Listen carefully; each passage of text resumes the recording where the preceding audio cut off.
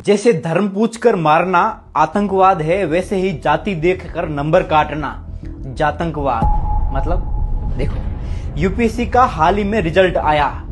अब इसमें ये लिस्ट देखो, SC/ST के यूपीएससी क्रैक करने वाले कुछ कैंडिडेट्स लिखित परीक्षा में 705 से लेकर 766 तक नंबर लेकर आए, लेकिन इंटरव्यू में इन सब को 160 से नीचे सल्टा दिया गया। किसी को भी 160 से ज्यादा नंबर नहीं दिए गए, कोई बात नहीं। लेकिन अब ये दूसरी लिस्ट देखो, ये लिस्ट अपर कास्ट के कुछ कैंडिडेट्स की है। ये कैंडिडेट्स लिखित में 679 से 732 तक ही नंबर लेकर आए। या मुलाचं नाव आहे मुकेश मोहन। या तरुण मुलानं एका जुन्या शब्दाचा अगदीच नवा अर्थ सांगितलेला आहे।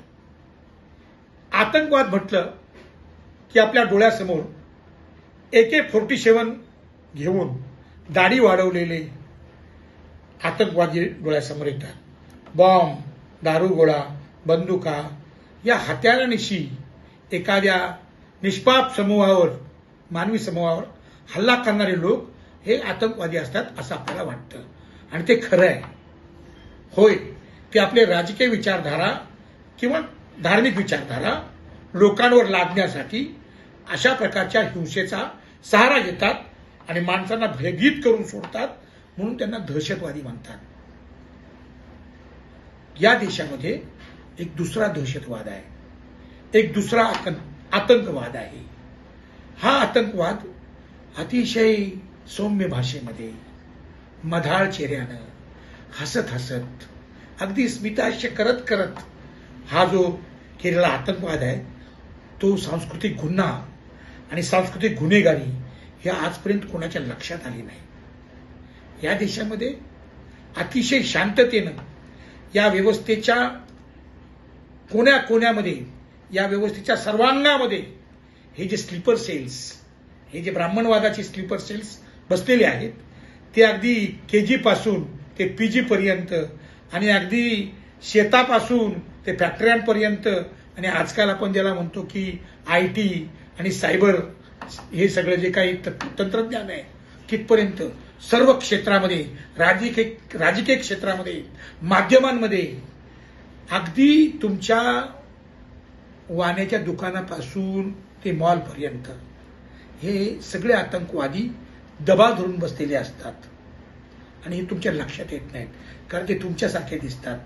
ते अत्यंत शांतपणे जाती व्यवस्था अंमलात आणतात आणि जाती व्यवस्थेच्या आधारानं दहशत पसरवतात आणि आतंकवाद पसरवतात। हे आतंकवादी जे आहेत, हे मी अगदी सुरुवातीच्या काळात, म्हणजे मी कॉलेजमध्ये असताना मी हॉस्टेलला होतो आणि हॉस्टेलला त्यावेळी त्या काळामध्ये असं एक फरमान निघालं होतं इंदिरा गांधींच्या काळात की जोपर्यंत तुम्ही ह्या ज्या जातीच्या आधारानं जे काही रिझर्वेशन आहे ते तुम्ही भरत नाही, तोपर्यंत तुमचे पगार होणार नाहीत।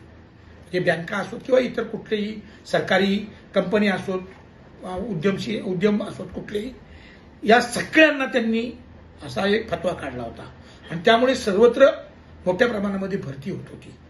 आणि हे भरती झालेले लोक हे जुन्या लोकांना, ब्राह्मणवाद्यांना, त्यांच्या ऑफिसमध्ये एखादा दलित, एखादा अस्पृश्य माणूस आला की त्यांचा तिळपापड व्हायचा आणि तिळपापड झालं की ते काही करू शकत नव्हते।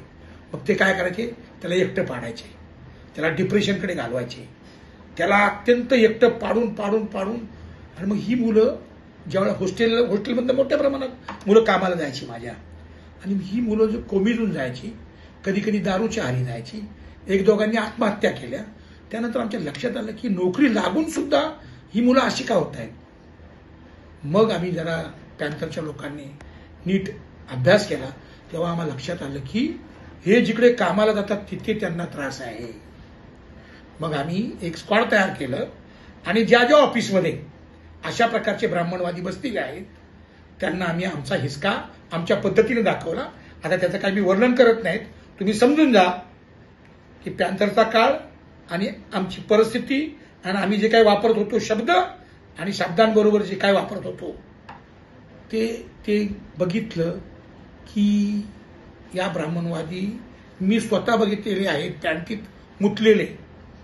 हे ज्यावेळेला आम्ही ऑफिसमध्ये घुसायचो त्यावेळेला त्या ऑफिसचा जो कुणी बॉस असेल, साने नेले लेले हेच असायचे, कधी कधी भोसले देशमुख पण असायचे, पण ते कमी, हे जास्त.